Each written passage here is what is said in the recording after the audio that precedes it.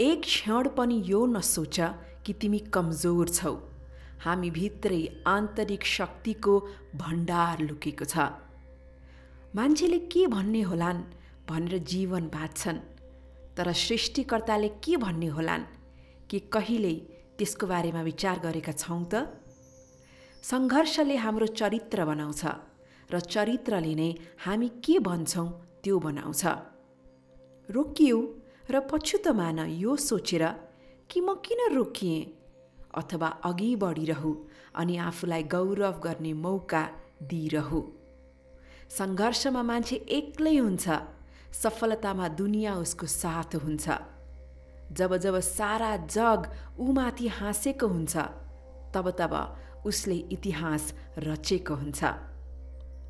टाढासम्म पुग्नका लागि आफ्नो कदममा बाँधिएका जन्जिरहरू हटाउँदै जाऊ र हिँड्दा हिँड्दै ध्यान नभट्कियोस् भन्नका लागि आफ्नो मुखमा ताल्चा लगाइदेऊ।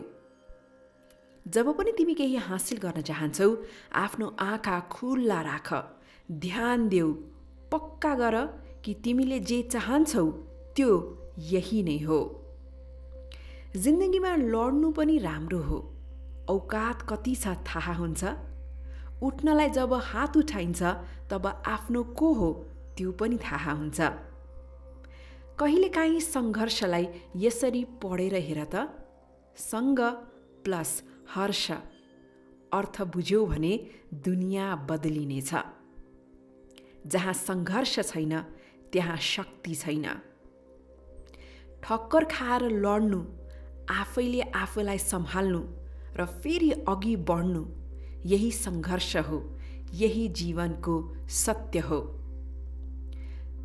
तपाईँ त्यति बेला केही गर्न सक्नुहुन्न जब आफूलाई तिनीहरूको नजरबाट हेर्न थाल्नुहुन्छ जसले सोध्छन् तपाईँ वास्तवमै केही गर्न सक्नुहुन्न। काम गर, सङ्घर्ष गर, तर कहिले त्यस्तो गलतलाई मन नपराऊ जसलाई तिमी बदल्नै सक्दैनौ। जीवन जिउन सजिलो छैन। सङ्घर्ष बिना कोही महान बन्दैन। जबसम्म हतोडाको चोट पर्दैन तबसम्म पत्थर पनि भगवान बन्दैन। सोच राम्रो हुनुपर्छ, किनकि आँखाको पावरको उपचार त छ तर दृष्टिको छैन।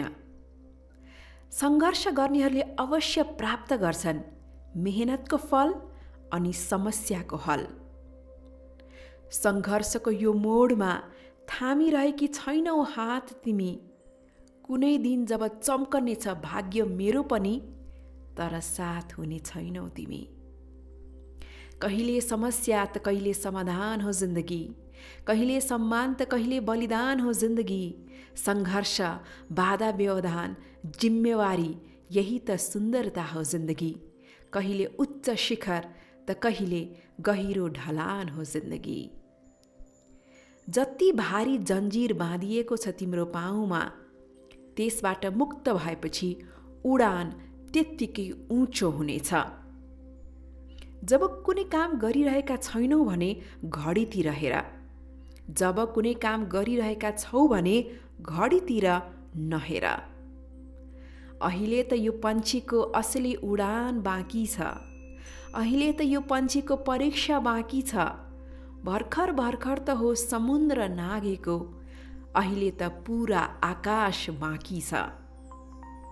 काम गर, सङ्घर्ष गर, तर कहिले त्यस्तो गलत नस्वीकार जसलाई तिमी बदल्नै सक्दैनौ।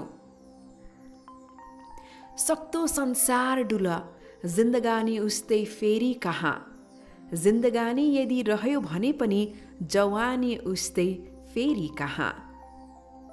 सिङ्गो संसारमा ईश्वरले केवल मान्छेलाई मुस्कुराउने गुण दिएका छन्, त्यो गुणलाई नगुमाऊ है। सङ्घर्षको पीडा भोगेनौ भने बाँच्नुको मजा नै के रह्यो र। ठुला ठुला आँधी तुफान थामिन्छन् जब आगो लागेको हुन्छ छातीमा। सपना पुरा गर्नमा पछि हट्न गाह्रो छ, तर सपनालाई बिर्सिदिन झनै गाह्रो छ। जो व्यक्ति सङ्घर्षको जमिनमा पैँतला रगडिएर लक्ष्यसम्म पुगेको हुन्छ, ऊ कहिल्यै घमण्डको बादलमाथि चढ्दैन। सङ्घर्ष गरेर नै हामी जीवन जिउने कला सिक्छौँ। बितेको समय पार भइसक्यो, आउने समय अहिले आएकै छैन। हामीसँग आजको दिन छ, आऊ सुरुवात गरौँ।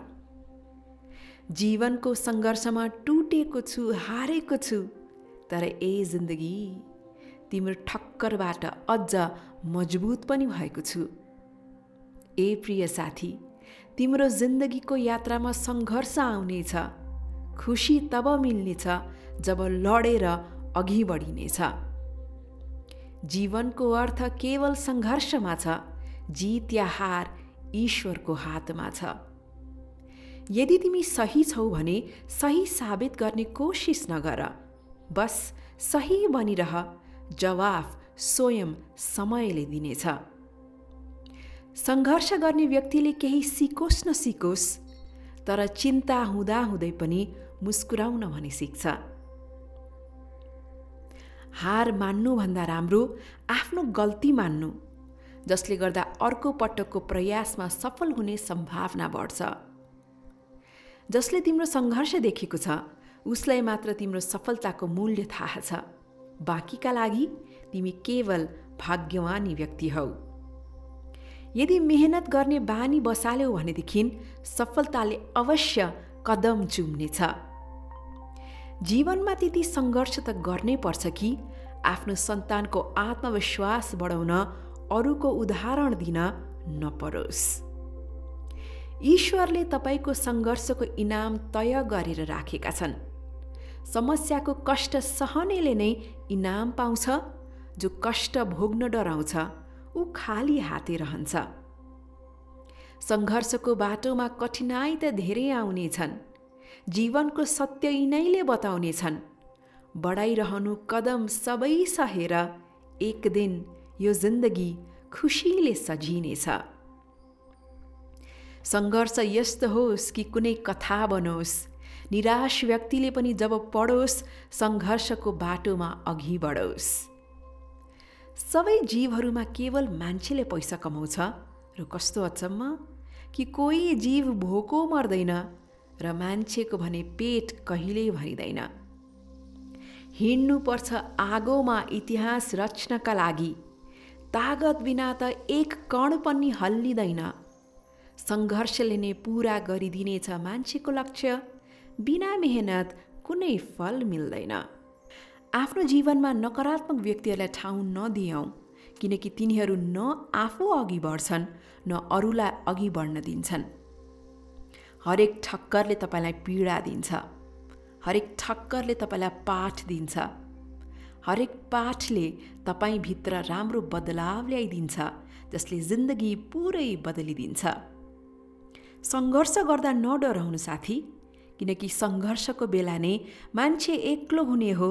सफलतापछि त सारा दुनियाँ उसँगै हुन्छ। जीवनमा कठिनाइहरू हामीलाई बर्बाद गर्न आउँदैनन्, बरु हामीभित्र लुकेको तागत र शक्ति बाहिर निकाल्न मद्दत गर्छन्। कठिनाइलाई पनि यति थाहा हुन देऊ कि तिमी ऊभन्दा कठिन छौ। बित्नेछ यो समय अनि बितेर जानेछ त्यो समय पनि। सङ्घर्षको यो आँधीपछि एउटा नयाँ दृश्य आउनेछ।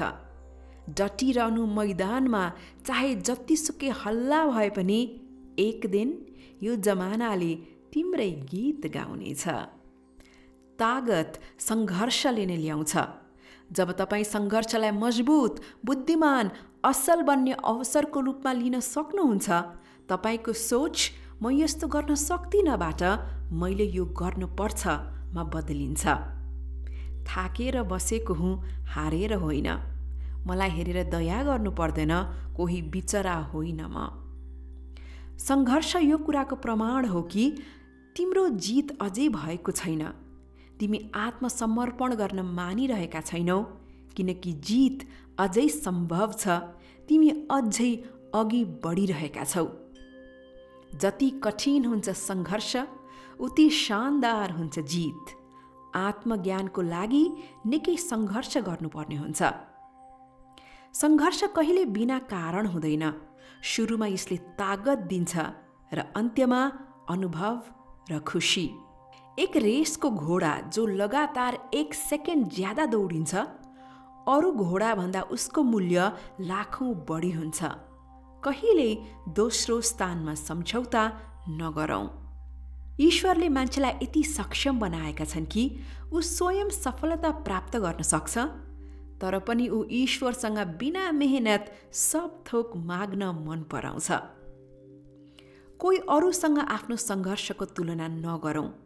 अरूको सफलताले निराश नबनौँ। आफ्नो बाटो आफै बनाऊ र हार नमानौ। समस्यासँग जति पर भाग्छौ उति आफ्नो नजिक आइरहन्छ, तर जुन दिन समस्यालाई मात गर्न अघि सर्छौ उति तिमीबाट दूर भाग्न थाल्छ। सानो बिउलाई थाहा थियो कि बढ्नको लागि उसलाई फोहोरमा जान आवश्यक छ। अन्धकारमा ढाकिएर प्रकाश कुरिरह्यो र त हलक्क बढेर शानदार बनिरह्यो। पुरुषहरूसँग काँधमा काँध मिलाएर अघि बढ्ने महिलाहरू बिना कुनै सङ्घर्ष सफल हुनै सक्दैन। जो मुस्कुराइरहेको छ उसले मनमा कति कुरा पालेको होला। जो निरन्तर हिँडिरहेको छ उसको पाउमा कति छाला उब्किएको होला।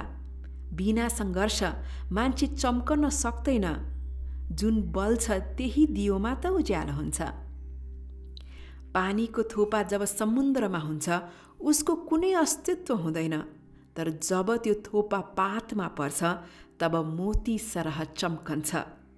तिमीले पनि जीवनमा त्यस्तै स्थान हासिल गर्नु छ जहाँ मोती सरह चमक, किनकि भिडमा पहिचान दब्ने गर्छ।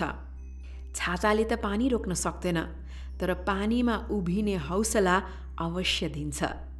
त्यस्तै आत्मविश्वासले सफलताको ग्यारेन्टी त दिँदैन, तर सफलताको लागि सङ्घर्ष गर्ने प्रेरणा अवश्य दिन्छ।